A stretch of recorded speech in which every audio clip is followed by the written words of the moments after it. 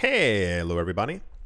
Welcome back to the channel where we talk about stuff. Don't forget to subscribe. It is a free and also easy way to support the channel.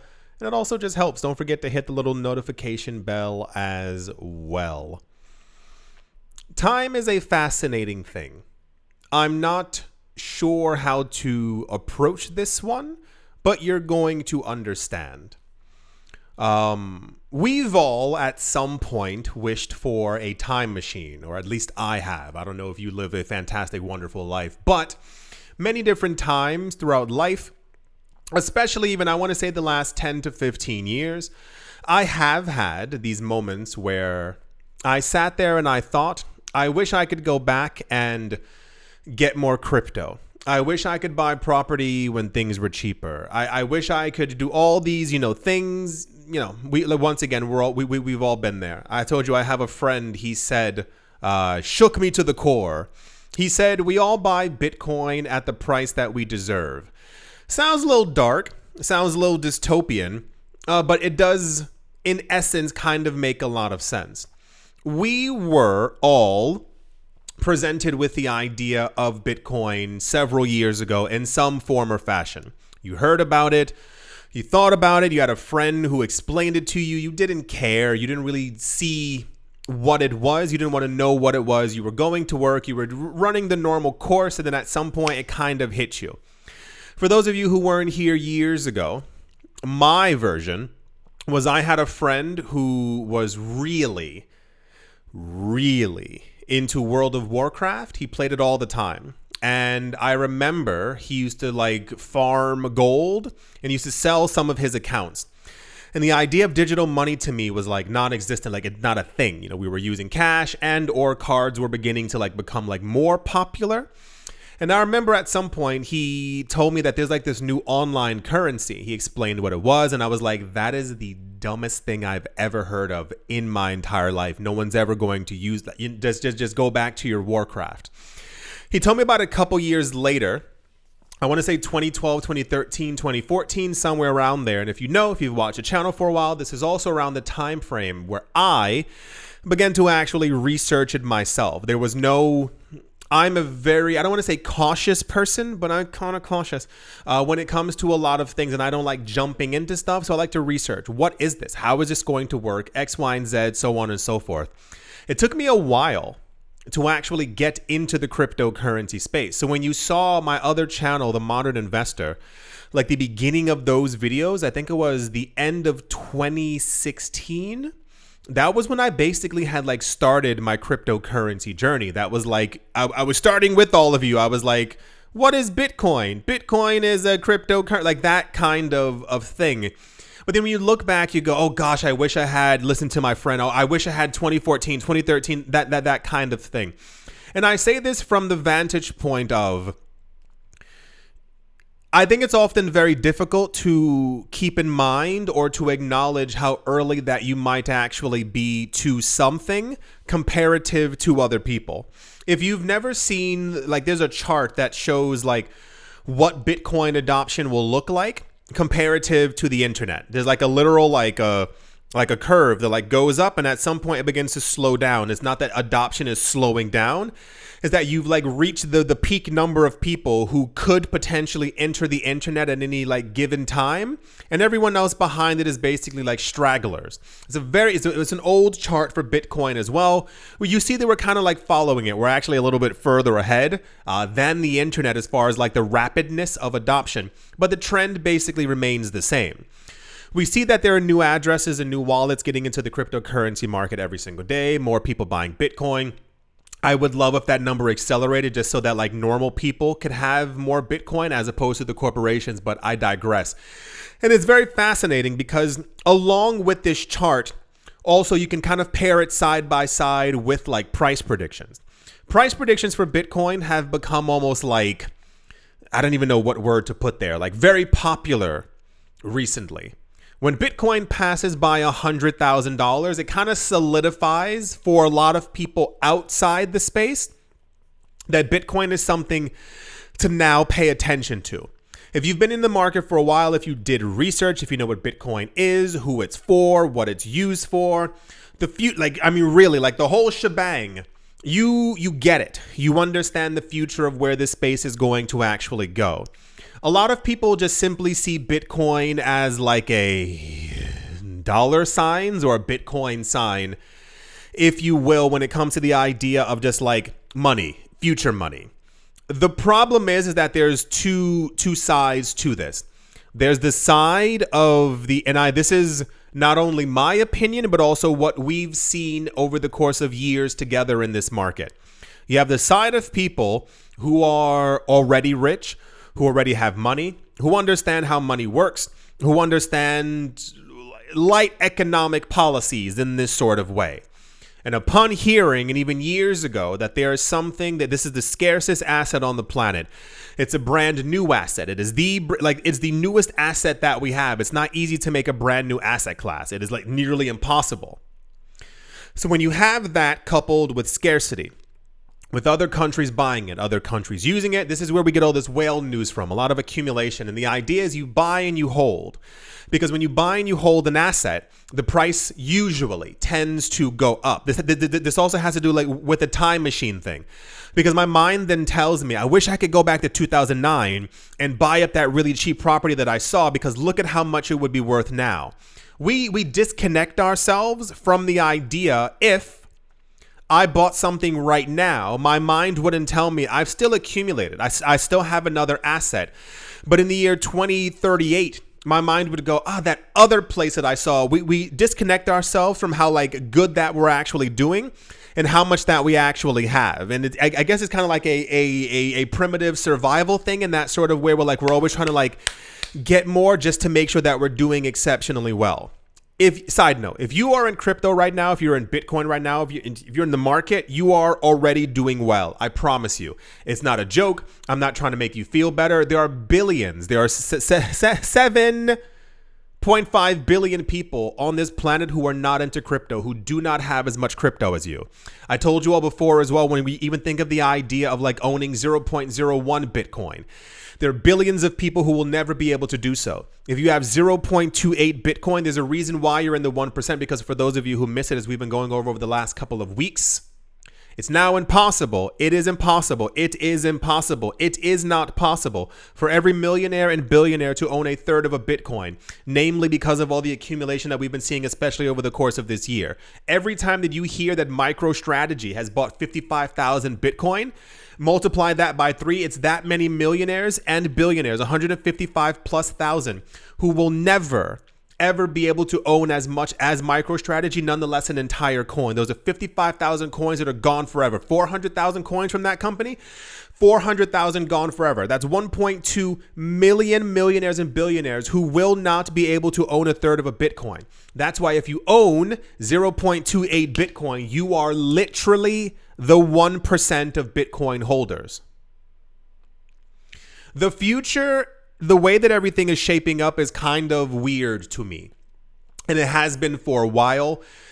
Seeing inflation really taking hold. If you were around in 2008, 2009, and you were like kind of into like financial news, you might remember hearing, I remember hearing, inflation this, inflation that. It doesn't really like kind of affect the mind until you really get into Bitcoin and crypto. And you understand and you see like these price charts that show like the US dollar inflating comparative to Bitcoin. Hearing that the US dollar has lost 99% of its value to Bitcoin over the course of a decade, it does something to you and it makes you really understand it a lot more. I didn't really expect that we'd begin to see hyperinflation from larger countries another 30 or 40 years. My mind didn't tell me that these things, that history would be taking place now, like during this course of time. The US dollar is going to continue inflating. That's not a surprise kind of thing. Next year, the US dollar and many other currencies are expected to do terrible. They're expected to inflate. We're expected to see interest rates to continue falling. And it's expected that we're going to also begin to see the negative effects of inflation on basically everyone else who doesn't have assets. Inflation is incredibly favorable to those who have Bitcoin, who have real estate, who have stocks, who have everything else, who have assets. But for everyone else, it kind of leaves them out. That's the discussion that I often try to have with people when I try and get you to understand that when the US begins to accumulate Bitcoin openly, it's setting Bitcoin up to be the reserve currency of the planet. He who holds the most Bitcoin has the most money, has the literal power, if you will. And it's to say, I didn't mean to, have like a cozy talk, but it's more of a, you need to understand, like I get the FOMO. I truly, truly do. But also take a step back and look and understand how much that you have and how much you've been accumulating. It's kind of like I saw people before on Twitter. Somebody was saying that he only had, I think, like 10,000 XRP. He's been accumulating for years. He's like, I only have 10,000. I'm like, there are people who have like 350 XRP who can't afford anymore, who will never be able to own more like than you. Same exact thing with Ether. Like, really understand like how far ahead you are in this game, especially if you plan on accumulating and buying over the next couple of years. The really crazy part, and once again for the price predictions, comes from, I want to say, reality. I think years ago in crypto, there was almost like a bit of a cynical kind of idea that any of this was going to work. Not from me, but from, passerby and or people. I used to have crazy comments. If you've been here for years, you remember them. I mean, people just saying all kinds of stuff because the idea of us being in this market and accumulating coins and, blah, blah, blah, blah, blah, blah, blah, makes no sense to someone on the outside. My friend is telling me in 2010, 2011, 2012, 2013 that there's this thing called Bitcoin. And I'm like, you sound insane. So to everyone else who we're talking to, we also sound completely nuts as well. I told you this was maybe 5, 6, 7 months ago. Had a friend, we were hanging out. And he was asking about me and my life. And we kind of got to the topic of crypto. And I was like, I don't want to sound crazy, but I'm going to tell you like what the purpose of Bitcoin is. And I told him like flat out as best I could without sounding like a cuckoo nut. I told him it's meant to, be the opposite of inflation. Bitcoin is deflationary. What it's meant for, the Bitcoin, reserves and all these other kinds of things and what Bitcoin was going to be in the future. And if Bitcoin adoption continued slowly, we would see a Bitcoin at $1 million in the next 10 to 15 years. If Bitcoin adoption ramped up, we'd be, I told him everything. And he looked at me like I told him I was Dracula. Like, it's almost nighttime, you need to flee. Like, put as much garlic around your neck as possible. Because he was like, what about the dollar? Like, we don't be like, Bitcoin's super volatile. He was throwing all this stuff at me. And I realized in essence that like he wasn't ready. Your mind's not ready to hear that discussion. And I think we started seeing a lot more people get into crypto and get into Bitcoin the last like year or two because people were actually affected by inflation. You go to the supermarket, see that things are 3x. You begin to click around. You start hearing things. My friend mentioned inflation a couple of years ago. What were you talking about? And then you bring up Bitcoin again. They buy some of it. The price goes up. And this is basically how it gets started. Like, this is literally how it goes. The path that we're currently on is one of, if I can be honest, is one of absolute insanity because we are farther ahead in the Bitcoin game than I thought we would be. And next year looks like it's shaping up to actually be the year in history books where Hyperbitcoinization actually begins. All we're missing, the little piece that we're missing, is basically hearing from a dozen companies that they're going to be accepting Bitcoin as a form of payment. This is all that we're missing right now.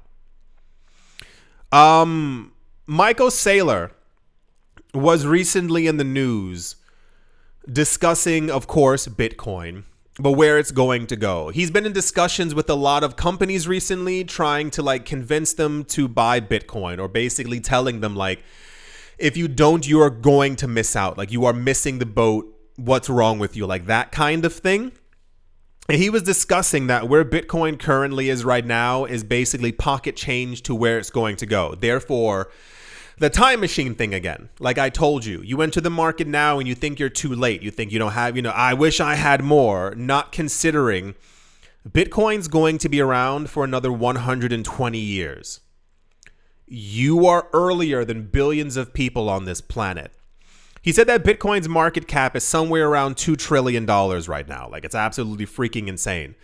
But he talked about if this level of adoption continues, the amount of money that's going to flow into Bitcoin is going to be staggering. He's estimating that within the next 15 to 20 years, we're going to see Bitcoin's market cap go from $2 trillion. And I'll listen, $2 trillion to $280 trillion within the next 15 to 20 years. It is estimated that there's roughly around $900 trillion as the actual circulating money supply. And I'm going to try not to delve too deep. One of the ideas for Bitcoin has to do with the oh snap theory. It's not a thing. It's what I call it. If you buy a home, buy an investment property, this is the idea. Please understand. If you buy an investment property for $300,000 and Bitcoin's at $10,000, which is better? The investment property. If your investment property goes up to $350,000 in value and Bitcoin's at $80,000, what's the better option that you got? It's the investment property. If your investment property goes up to $400,000 and Bitcoin goes up to $380,000, your eyes shift to the side and you go, okay, it's close, but it's not actually there. Your property goes to $480,000 over multiple years. Bitcoin goes to $930,000. The idea that a lot of people have had for years, and this is kind of the next step, we've seen it happening in gold. The idea is that, as I stated previously, once Bitcoin begins to pass the valuation of homes and property, more people will not only take notice, I wish I had it so that I had the equivalent of owning a home, but people will realize that Bitcoin is outpacing their other investments. So what do people do? If you have 10 investment properties, you sell off 3 of them and you go, I can't chance it. I have to buy some Bitcoin. That injection of money into the market that's happening from you and multiple other investors sends Bitcoin higher by another $85,000. It causes a cascading effect where basically $280 trillion of $900 trillion begins to rapidly flow into Bitcoin. There's a number of, and when I write in some of my titles or I say in some of my videos, I think no one is ready for this. No one is ready for this. It's not a joke. I think the idea of Bitcoin going to $500,000 sounds fantastic for people holding Bitcoin and people holding altcoins. What you don't understand is that there's a balance to everything. The reason why things become more expensive every year is because of inflation. As inflation goes up and fiat currencies get devalued, asset prices go higher. This is how it works. So as the US dollar becomes more and more devalued, the property that you buy goes up in value accordingly. Like, that's just the way that it actually ends up working. Bitcoin is deflationary. The idea of Bitcoin is to simply use it as a currency, got it, but also to buy it and hold it. The longer that Bitcoin goes up in value, the lower other asset prices end up going accordingly. So how does this happen? If Bitcoin goes to several $1 million a coin, it's because other people have begun to sell their gold in mass. People have begun to sell their property to buy Bitcoin. Simply by holding Bitcoin, it becomes stronger. It ends up being worth more. As the value of it goes higher, asset prices on the other side begin to lower. You're selling these to push this up higher. It's a literal self-fulfilling prophecy. The magic, if you will, when I say that no one's ready for it, is cheaper asset prices. It sets the world in a different kind of balance where it becomes more affordable for people to actually buy a home, to buy land, to buy gold, to buy other assets or other things that they kind of want or that they need or that they desire. This is one of the... People are ready for $1 million Bitcoin, but they're not ready for the value of their homes to decrease. People are ready for a $13 million Bitcoin, but people aren't ready to see that the answer this entire time was Bitcoin. I'm giving you from the perspective of Bitcoin maximalists and the current road that we're on, where we're probably going to be in 15 to 20 years. This is all moving a lot quicker than I thought that it was going to, but I think that this is basically where we are. And this is why I keep saying the more normal people that get into it, the more normal people will flourish and benefit from it. If every year the value of your Bitcoin keeps going up higher and higher and it becomes cheaper for you to own a home, guess what? Everyone can own a home. Everyone can buy what they want. You can even also wait till next year because you know mathematically that Bitcoin comparative to the asset will only get stronger. I know it sounds crazy, like I said, but this is something that you need to hear because it's going to be a big part of your life over the course of the next couple of years and as we also move forward. His prediction is basically that we're going to see a $13 million Bitcoin, and that when you hear other people, and I don't, this isn't as spoken about anymore because it sounds cuckoo bananas. The idea of a 50 to like a $100 million Bitcoin has to do with everything kind of being pushed into Bitcoin, where we then live in a world where you are incentivized to save because you know that next year you're going to be richer, that the TVs, the cars, and the other things that you want to buy only get cheaper comparatively year on year compared to the Bitcoin that you actually hold. So I know it sounds crazy because it all sounds crazy in the very beginning until you actually go through it. So in 10 years, you're going to try and explain this to someone and they're going to think that you're nuts. It'll take them a couple of years to really get with it. And then they'll get into the market and they're also going to think that they're too late. You know, what's going on. And then 10 years later, they'll have the same conversation with someone else. It's this really weird, like, cascading effect. And I don't remember the exact numbers of the adoption for Bitcoin, but I think it's around like in the 2060s, where basically afterwards, like, it's just stragglers. It's just people who are like the late adopters to internet, kind of like someone in your life who may not have a smartphone or like may like the old, like in a big brick phone. It's that kind of thing. Like they go, okay, fine, like reluctantly, okay, fine, I'll get one. And then they finally end up, you know, getting into the space. But if everything happens as I expect it to happen next year, we are probably going to witness this at a much more accelerated rate. And I don't care if it sounds cheesy. I don't care if it sounds weird. I honestly don't care. I just want more people to be a part of this, because it's weird to me that in crypto, we have this news, as I say, every day, and it doesn't like grab the attention of people in crypto. I kind of understand outside of the market, outside of the space, you can be far more skeptical. It took a couple of my friends years to even think about getting into years. It always takes people years.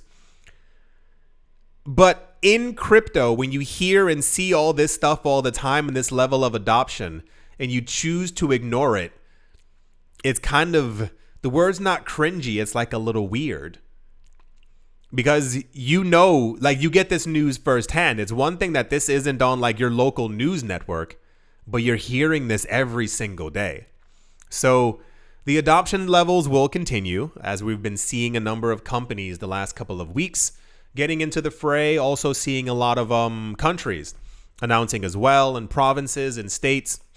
And these are just the ones who are saying it out loud in public. They're probably buying behind the scenes, and they'll announce it at some given time. But yeah, it looks like the next couple of forever might be a little bit insane. I'm very happy that a lot of you are here, watching, paying attention, have been buying. I appreciate it more than you could possibly imagine. I think the world is going to be a better place when we can all like share in the actual wealth. So yeah, $280 trillion market cap by, next 15 to 20 years. And that's not even including like the idea of like debt moving into Bitcoin. And that's how you get to even higher numbers. Yeah. Well, a bit of a different video, kind of. I hope you all enjoyed. I hope you all are having a great day, a great morning, a great afternoon, a great evening, wherever you are, wherever you might be. I do hope it's absolutely fantastic. Thank you all once again for watching, listening, liking, commenting, and supporting. And I will most certainly be talking to you all soon. See you.